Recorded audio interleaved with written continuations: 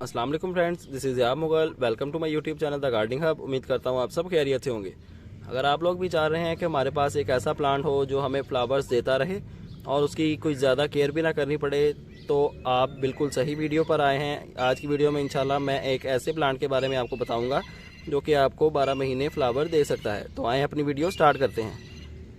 जी तो दोस्तों, सबसे पहले बात कर लेते हैं इस प्लांट के नेम के बारे में। इस प्लांट का नेम है जी रोज़मेरी।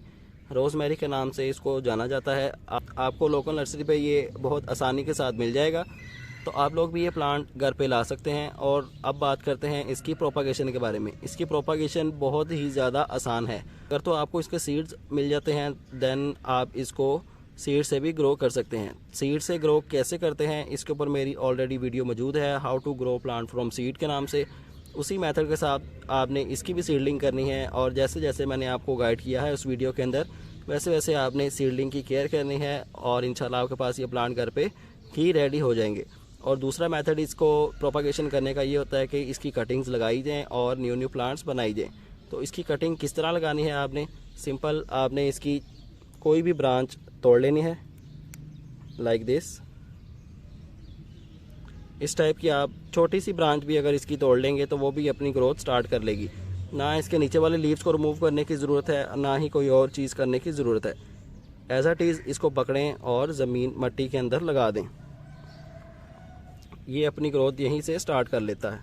ये बहुत ही अच्छा एक हाउस प्लांट है और बहुत ज़्यादा इसके ऊपर फ्लावरिंग भी लगती है। जैसे ही सूरज की धूप इसके ऊपर पड़ती है सुबह का टाइम, तो इसका फ्लावर खिल जाता है और शाम तक इसका फ्लावर खिला ही रहता है। और जब रात हो जाती है दैन इसका फ्लावर ख़त्म हो जाता है और नेक्स्ट डे इसका फ्लावर दोबारा से खिल जाते हैं। इस प्लांट के अंदर काफ़ी ज़्यादा कलर्स आपको देखने को मिलेंगे। इसके फ्लावर के अंदर 6 से 7 कलर तो हमारे पास अवेलेबल हैं, और हमने इनकी 2-2, 3-3 कटिंग हर फ्लावर की, हर सेपरेट कलर के फ्लावर की निकाल के और सेपरेट पॉट में लगा के हमने एक ऐसा पॉट रेडी किया है जिसके अंदर सारे कलर्स अवेलेबल हैं। तो आप भी इस तरह घर पे पॉट्स रेडी कर सकते हैं इसके। तो अब मैं आपको इसके कुछ फ्लावर्स दिखा देता हूँ, फ्लावर्स के कुछ कलर्स। तो ये आप देख सकते हैं, पिंक एंड वाइट फ्लावर बहुत ही खूबसूरत लगता है देखने में। सेकंड नंबर पे आएगा हमारा येलो वाला।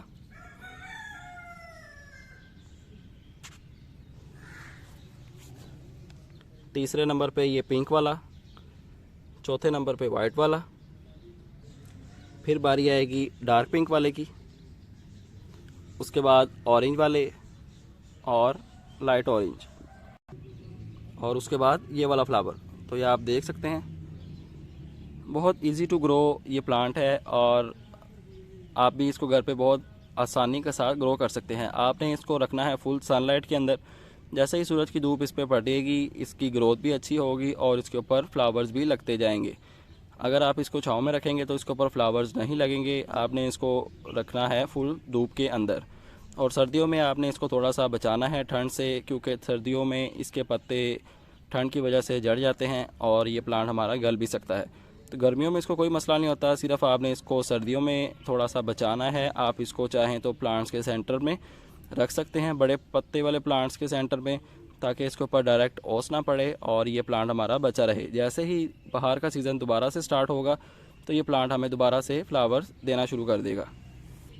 इसके फूलों में से खुशबू नहीं आती, लेकिन इसके फूल देखने में इतने खूबसूरत लगते हैं कि दिल करता है कि बंदा इन्हें देखता ही रहे।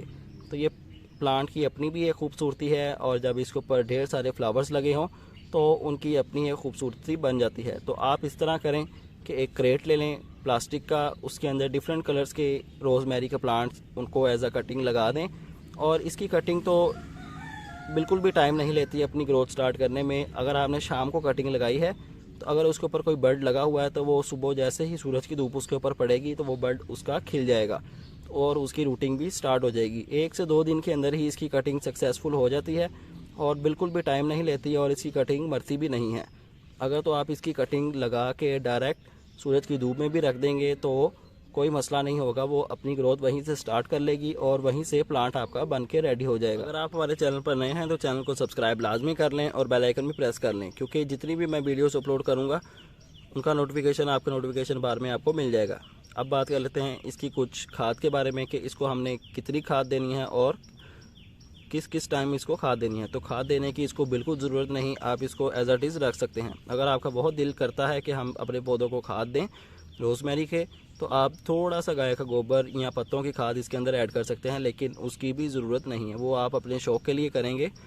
अदरवाइज़ इसको खाद की बिल्कुल ज़रूरत नहीं पड़ती। आपने जो मीडिया बनाया है उसके अंदर पहले ही थोड़ी सी खाद ऐड कर लें और उसके अंदर इसको लगा दें, बार बार खाद ऐड करने की ज़रूरत नहीं पड़ेगी आपको।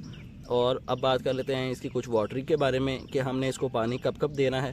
पानी आपने तब देना है जब इसके ऊपर वाली मिट्टी, इसके ऊपर वाला सरफेस एरिया आपको ड्राई फील हो, अदरवाइज़ आपने इसको पानी नहीं देना। ज़्यादा पानी देने की वजह से हमारा प्लांट गल सकता है।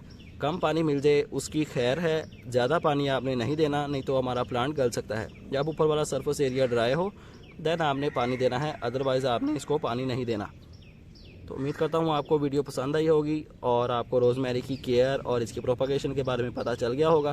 तो आपसे मुलाकात होगी इंशाल्लाह नेक्स्ट वीडियो में किसी नए टॉपिक के साथ। अपना ख्याल रखिएगा, तब तक के लिए अल्लाह हाफिज़।